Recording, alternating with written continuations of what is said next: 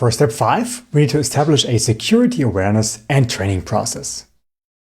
The establishment of this process is also the first task of step 5. Alright, now let's have a quick look at the process. As always, we have the input on the left side and the output on the right side. In the middle, you can find the tasks and possible evidence or documents that could demonstrate compliance with the task. Now, the first step is to identify information security awareness and competence levels. So, how skilled is my workforce? How aware are they of the importance of information security? Then, once we know, let's say, their current status, we determine our competence requirements and our awareness requirements. So, where do we want them to be? Technically, you could also switch things up by beginning with determining your requirements and then assessing where they are currently at. But that's really up to you.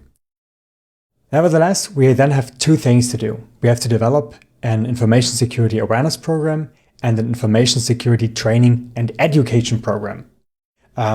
Both these programs have to be developed, meaning we have to make a plan about when to conduct which sessions, which training hours, which, let's say, email campaigns, which online trainings, and so on. When is what going to happen?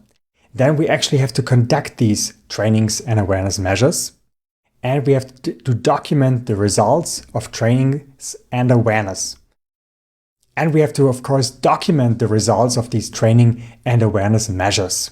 Now, once these trainings have been conducted, we have to analyze whether they had the intended effect. So remember, in the beginning, we have to determine the competence and awareness requirements. So where do we want our staff to be? Which level do they have to reach? And after we have conducted these trainings, we have to check whether they have made some progress or whether they have already reached our, let's say, target or objective here.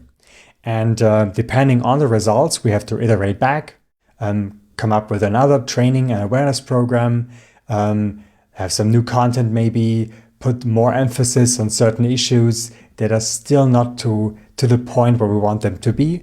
And then it's just like a continuous improvement cycle where we constantly evolve the competence and the skills of our staff. Now, for the determination of the competence requirements, the incidents that your organization has faced in the past, or the, let's say, current risk exposure, the current risks that the organization is facing, is also a great indicator to derive your own competence requirements, as they can give you a pretty good look at how well your organization is responding to, let's say, the challenges that you're facing. All right, now the competence and awareness is, of course, fundamental to every part of your information security management system.